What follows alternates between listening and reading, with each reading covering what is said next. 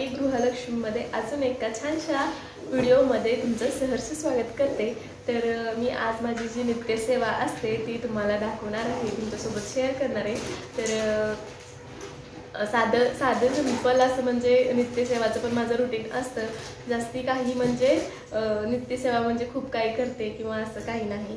साधा आपल्या गुरुचरित्राचे एक अध्याय किंवा 5 ओवी मी वाचते आणि जो माझा गुरुमंत्र आहे तो पण एक माळ जप करते किंवा जमलं तर 7 माळ, जमलं तर 11 माळ, म्हणजे मला जसं वेळ असेल तसं मी ते करत असते। आणि एखाद्या वेळेस एखाद्या दिवशी माझी जी नित्यसेवा राहिली तर म्हणजे एका दिवशी 5 ओवी वाचायच्या असतात गुरुचरित्राच्या, तर त्या मी दुसऱ्या दिवशी परत 5 ओवी एक्स्ट्रा वाचते आणि 1 माळ जप करायचा असतो तर दुसऱ्या दिवशी मी परत 2 माळ जप करते किंवा 7 माळ जप करते।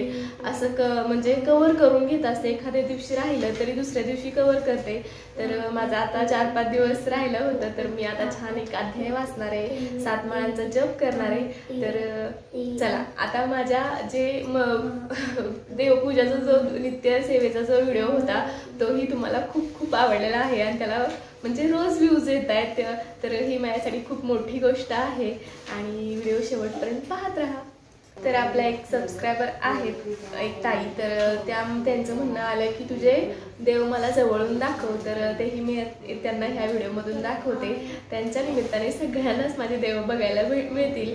दशांगुलपेक्षा मोठे देव नसावे देवघरात, तर माझे देव म्हणजे छोटेच आहेत, जास्त मोठे नाहीत, अगदी भरीव आहेत देव माझे, पण म्हणजे एवढे 4 अंगुल आहेत, 1 अंगुल एवढं, तर असे दशांगुलपेक्षा मोठे नसावे देव, तर तेवढे मोठे नाही आहेत, छोटेच आहेत, पण असे आखीव रेखीव खूप असे त्यांच्याकडे पाहिलं की असं एकदम प्रसन्न वाटावं असे देव आहेत। आणि आपण जी अशी मनाभावाने जर पूजा करत असू तर ते चैतन्य, मला वाटतं की ते चैतन्य देवात येतं आणि देव ही असे एकदम प्रसन्न छान वाटतात। हे जे श्रीयंत्र आहे ते मी तांदळात ठेवले एका छोट्या प्लेटीत आणि मागं त्याच्या जी आपण दिवाळीत लक्ष्मीची मूर्ती आणतो ती ठेवली आहे आणि ते मग लक्ष्मीच्या साईडलाच एक एकमुखी दत्तांची मूर्ती आहे। तर ती मला आत्ता माझा 25 फेब्रुवारीला बड्डे झाला तेव्हा महाराजांनी मला ती भेट म्हणून दिली। त्यांच्या पूजेतली म्हणजे मूर्ती होती ती, खूप वर्षापासून ती पूजा करत होते आणि ती मला दिली। हे मला असं म्हणजे गुरूंकडनं काहीतरी इतकं मोठं गिफ्ट भेटणं हे खूपच भाग्य समजते मी माझं। तर असे छान असे देव आहेत माझे, आई तुळजाभवानी आहे, विठ्ठल रुक्माई आहे, दत्त महाराज आहेत आणि अन्नपूर्णा आहे, खंडोबा आहे, तर आणि लिंग पण आहे महादेवाचं। तर आमचं कुलदैवत महादेव आहेत, तर त्यामुळे मी पहिल्यांदा कुलदैवत कुलस्वामिनी अशी मांडणी केलेली आहे। गणपती, बाळकृष्ण आणि महालक्ष्मीची पण एक छोटी मूर्ती आहे। तर असं माझं देवघर आहे। तर मी इथं पाठ ठेवून घेते सगळ्यात आधी आणि हे जे माझं आसन आहे ते अंतरून घेते।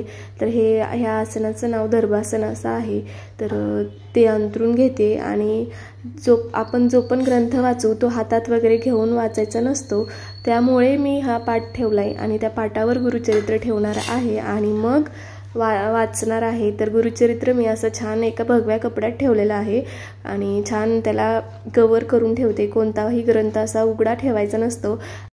माझ्याकडे अजून देवाची पुस्तके ग्रंथ आहेत, तर तेही मी असे एका मोठ्या कपड्यात गुंडाळून ठेवलेले आहेत, म्हणजे उघडे नाही ठेवले। भगवद्गीता आहे किंवा आपलं स्वामी सारामृत आहे, महालक्ष्मीची काही पुस्तकं आहेत, तर ते सगळी एका कपड्यात मोठ्या कपड्यात साईडला ठेवलेले आहेत आणि गुरुचरित्र सेपरेट ठेवले का तर गुरुचरित्र रोज वाचावं लागतं आणि सेपरेटच ठेवलेलं बरं, त्यामुळं पटकन मग रोजच्या रोज घेता येतं, त्यामुळे ते सेपरेट आणि छान असं भगव्या रंगाच्या कपड्यात ठेवून टाकलं। आणि आता इथं मी दुसरा अध्याय चालला होता माझा, तर मी दुसरा अध्याय वाचून घेते आणि व्हिडिओची क्लिअरिटी एवढी काही आली नाही का तर मी म्हणजे वाचताना बोलायचं नसतं, त्यामुळं मी माझ्या भाचीलाच व्हिडिओ शूट करायला लावला होता, छोट्या क्लिप घ्या म्हणलं आणि त्यांनी तसं घेतला, म्हणून व्हिडिओ काय एवढा ॲक्युरेट आलेला नाही। आणि गुरुचरित्र वाचताना नेहमी सकाळी वाचायचं किंवा संध्याकाळी, तर 12 ते 3 ही गुरु दत्त महाराजांच्या भिक्षेची वेळ असते. त्यावेळी गुरुचरित्र वाचायचं नसतं, त्यामुळं मग मी संध्याकाळी किंवा सकाळी असंच वाचते आणि वाचून झालं की मग जपही करून घेते. तर इथं मी छान व्यवस्थित ठेवून घेते गुरुचरित्र. तर मी जेव्हा आरती ओवाळत असते तेव्हा गुरुचरित्राला पण आपोआप माझे हात वळतात आरती ओवाळण्यासाठी.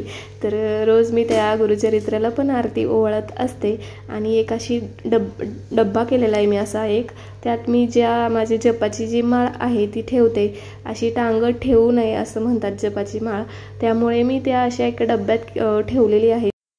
तर अशी ही माझी नित्यसेवा असते आणि ही छोटीशी नित्यसेवा तुम्हाला कशी वाटली किंवा हा व्हिडिओ कसा वाटला तेही मला कमेंट करून सांगा. आणि व्हिडिओ आवडला तर लाईक शेअर सबस्क्राईब करा.